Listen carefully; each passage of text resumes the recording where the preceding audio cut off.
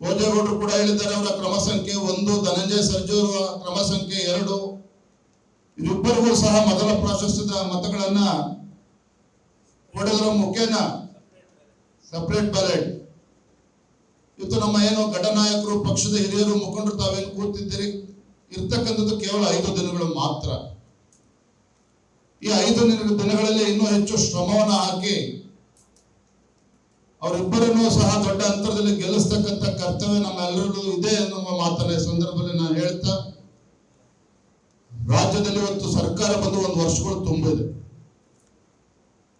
ಕಳೆದ 1 ವರ್ಷದಲ್ಲಿ ಯಾವ ರೀತಿ ಅನಾಹುತಗಳು ಆಗ್ತದೆ, ಕಳೆದ 1 ವರ್ಷದಲ್ಲಿ ತಾವೆಲ್ಲರೂ ಕೂಡ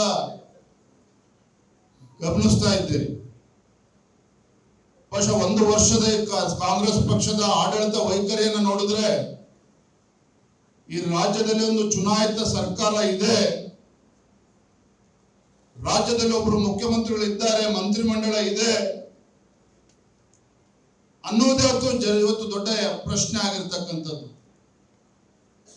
ಎಲ್ಲಾ ಕ್ಷೇತ್ರಗಳ ಬಗ್ಗೆ, ಯಾವುದೇ ಕ್ಷೇತ್ರದ ಬಗ್ಗೆ ಇವತ್ತು ಅಭಿವೃದ್ಧಿ ಕೆಲಸ ಕಾರ್ಯಗಳು ಆಗ್ತಾ ಇಲ್ಲ. ಅಭಿವೃದ್ಧಿ ಅಂತಕ್ಕಂಥದ್ದು ಸಂಪೂರ್ಣವಾಗಿ ಇವತ್ತು ನಿಂತಿರ್ತಕ್ಕಂಥದ್ದು. ಹಿಂದೇನು ಬಿಜೆಪಿ ಸರ್ಕಾರ ಯಡಿಯೂರಪ್ಪ ಅವರು ಮುಖ್ಯಮಂತ್ರಿ ಇದ್ದಾಗ, ಬಸವರಾಜ ಬೊಮ್ಮಾಯಿ ಅವರು ಮುಖ್ಯಮಂತ್ರಿ ಇದ್ದಾಗ ಏನು ಅನುದಾನಗಳನ್ನ ಕೊಟ್ಟಿದ್ರೋ ಆ ಒಂದು ಕೆಲಸ ಕಾರ್ಯಗಳು ನಡೆಯುತ್ತಿದೆ ಹೊರತು ಅದನ್ನು ಕೂಡ ನಿಲ್ಲಿಸತಕ್ಕಂಥ ಕೆಲಸ ಮಾಡಿದ್ದಾರೆ. ವಿಶೇಷವಾಗಿ ಸಂದರ್ಭದಲ್ಲಿ ಉಲ್ಲೇಖ ಮಾಡ್ತಕ್ಕಂಥದ್ದು ಅಂತ ಹೇಳಿದ್ರೆ,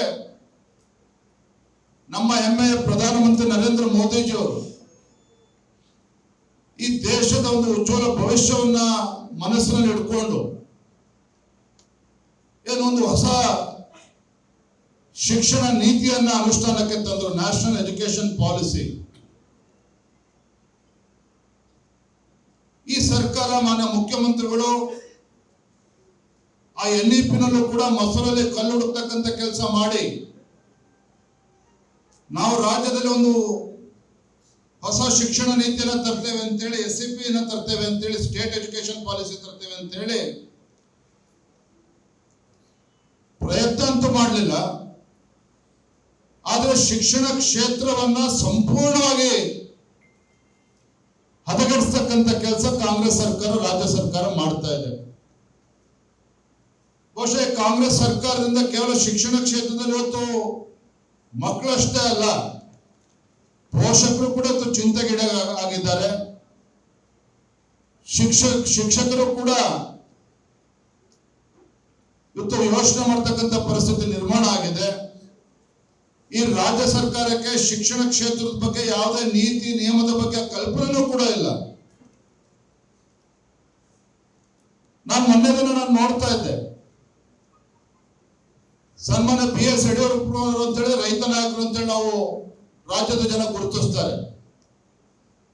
ಆದ್ರೆ ಸನ್ಮಾನ್ಯ ಯಡಿಯೂರಪ್ಪ ಅವರು ರಾಜ್ಯದ ಮುಖ್ಯಮಂತ್ರಿ ಇದ್ದಾಗ, ಬಿಜೆಪಿ ಸರ್ಕಾರ ರಾಜ್ಯದಲ್ಲಿ ಅಧಿಕಾರದಲ್ಲಿ ಇದ್ದಂತ ಸಂದರ್ಭದಲ್ಲಿ